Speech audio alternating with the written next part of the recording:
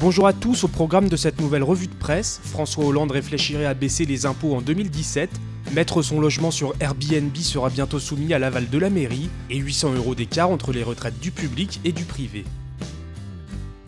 Bientôt un nouveau geste fiscal en faveur des ménages. Selon le Figaro.fr, François Hollande songerait à baisser les impôts en 2017. Le président de la République serait déterminé à faire bénéficier les Français des fruits d'une croissance qui revient, plus 0,5% au premier trimestre 2016.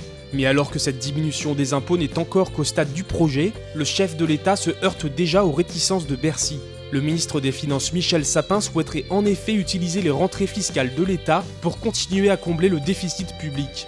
Chez les contribuables, les avis sont partagés.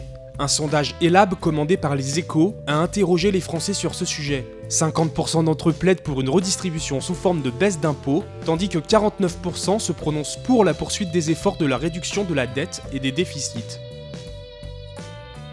Nouveau rebondissement dans la bataille qui oppose le gouvernement à Airbnb. Le Sénat a adopté un amendement au projet de loi pour une république numérique pour obliger le loueur à s'enregistrer auprès de sa mairie si celle-ci le souhaite, apprend-on sur la tribune.fr.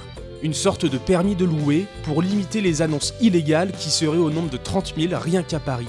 Chez nos voisins européens, Berlin a carrément interdit la location d'un logement sur ses sites. Relayé par boursier.com, Axelle Lemaire, la secrétaire d'État chargée du numérique, a déclaré vouloir trouver une solution équilibrée. Mais pas question pour elle de stopper la dynamique de l'économie collaborative. 800 €, c'est l'écart moyen qui existe entre une retraite du public et une retraite du privé. Selon les informations de toutsurmesfinances.com, un retraité unipensionné du privé a touché 1180 € de retraite mensuelle en 2014, contre 2210 € pour un retraité unipensionné du public. Rapporté sur 20 ans, c'est la durée moyenne d'une retraite, la différence atteint 187 200 €. Mais ces chiffres sont à prendre avec précaution. Les montants ne concernent que les unipensionnés, c'est-à-dire les retraités qui n'ont eu qu'un seul statut professionnel durant leur carrière. Sachant qu'un retraité sur 3 est polypensionné, seule une partie de la réalité est reflétée. Toutsurmesfinances.com ajoute également qu'un fonctionnaire est en moyenne plus qualifié qu'un salarié, ce qui influerait également sur le montant de sa retraite. C'est tout pour cette nouvelle revue de presse, on se retrouve très vite pour un nouveau point sur l'actualité des finances.